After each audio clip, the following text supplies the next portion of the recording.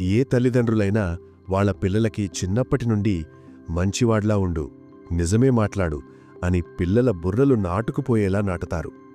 కాని మరి వాళ్ళకి చేసేది మాత్రం అంతా క్వైట్ ఆపోజిట్.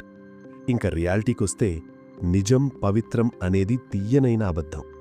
ఎందుకంటే నిజం చెప్పడం వల్ల మనకి నష్టం జరిగే సందర్భాలు, అబద్ధం చెప్పడం వల్ల మనం బతికిపోయే సందర్భాలు, ఈ రెండూ జీవితంలో అందరికీ పక్కా ఎదురయ్యే ఉంటాయి. అప్పుడు నీతి నిజాయితీ పుస్తకాల్లో ఉన్న రూల్స్ పనికిరావు. అక్కడ పనిచేసేదే భయం. ఒక రకంగా భయమే మనిషిని నడిపిస్తుంది. దేవుడు, ధర్మము, నిజాయితీ కాదు, భయమే. మన ప్రాణాల భయం, మన గౌరవం పోతుందన్న భయం, మనవాళ్లకు ప్రమాదం వస్తుందన్న భయం. ఇలా ఈ భయం ముందు నిజం కూడా చిన్నదిగా మారుతుంది.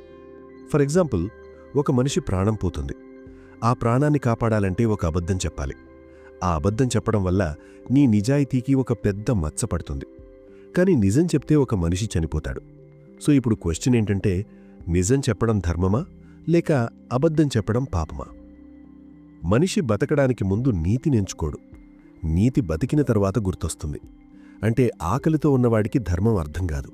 అలానే ప్రాణభయంలో ఉన్నవాడికి సత్యం విలువ ఉండదు. అప్పటికి ఉన్నదొకటే, ఎలా అయినా బతకాలి అని. కొన్ని సిచ్యువేషన్స్లో నిజం చెప్పాలంటే పెద్ద సాహసమనే చెప్పాలి. ఇక్కడ నీ నిజం వల్ల పక్కోడి లైఫ్ ఎలా నాశనమైనా పర్లేదు. కానీ ఆ నిజాన్ని అనే అహంకారాన్ని నువ్వు మంచివాడిగా అనిపించుకోవడం కోసం ఆ నిజాన్ని దాచివాడుకుంటున్నావు, కేవలం నీకోసం.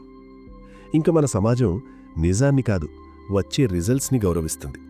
నిజం చెప్పి నష్టం చేస్తే నిన్ను మూర్ఖులు అంటారు. అదే అబద్ధం చెప్పి గెలిస్తే తెలివైనవాడు అంటారు. కానీ ఈ నిజాన్ని ఎవ్వరూ ఒప్పుకోరు. ఎందుకంటే అలా ఒప్పుకుంటే మన ఎథిక్స్ ముఖం పగిలిపోతుంది. కనుక మన ఎథిక్స్ స్థిరంగా ఒకచోట ఉండదు. అది ఊసరవెల్లిలా మారుతుంది. పరిస్థితిని బట్టి ఆకారం మార్చుకుంటుంది. ఒక పని ఒక సిచ్యువేషన్లో తప్పవచ్చు, అదే పని ఇంకో సిచ్యువేషన్లో అవసరమవుతుంది. బట్ దానిని మనం యాక్సెప్ట్ చేయడానికి భయపడతాం.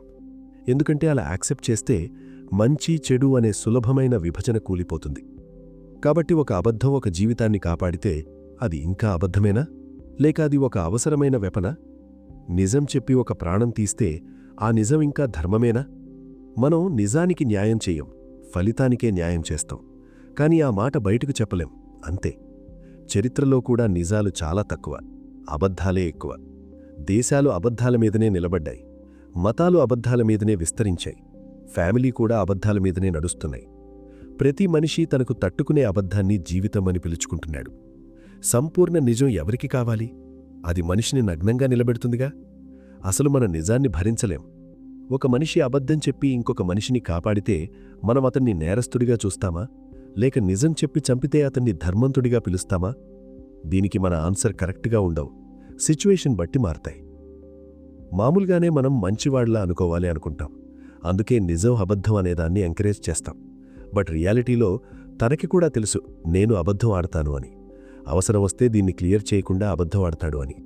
తనని తాను కాపాడుకోవడానికి, తన ప్రపంచాన్ని నిలబెట్టుకోవడానికి ఏదైనా చేస్తాడు. అందుకే అబద్ధం తప్ప అంటే కాదు అని అంటాను. అలా అని నిజం చెడ్డది కాదు, ఈ రెండూ మంచివే. నువ్వు అవునన్నా కాదన్నా సిచ్యువేషన్కి తగ్గట్టు మారతావు, అంతే. ప్రతి ఒక్కడూ తన లైఫ్లో అబద్ధం ఆడాల్సిందే. అలానే నిజాన్ని కూడా యాక్సెప్ట్ చెయ్యాలి. మెయిన్గా నీ చావు మీదికొస్తే అప్పుడు నిజాయితీ అనేది పనికిరాదు. అప్పుడు నీ బతుకు ముఖ్యమవుతుంది. తర్వాతి సంగతి, ముందు ప్రాణం ముఖ్యం కదా.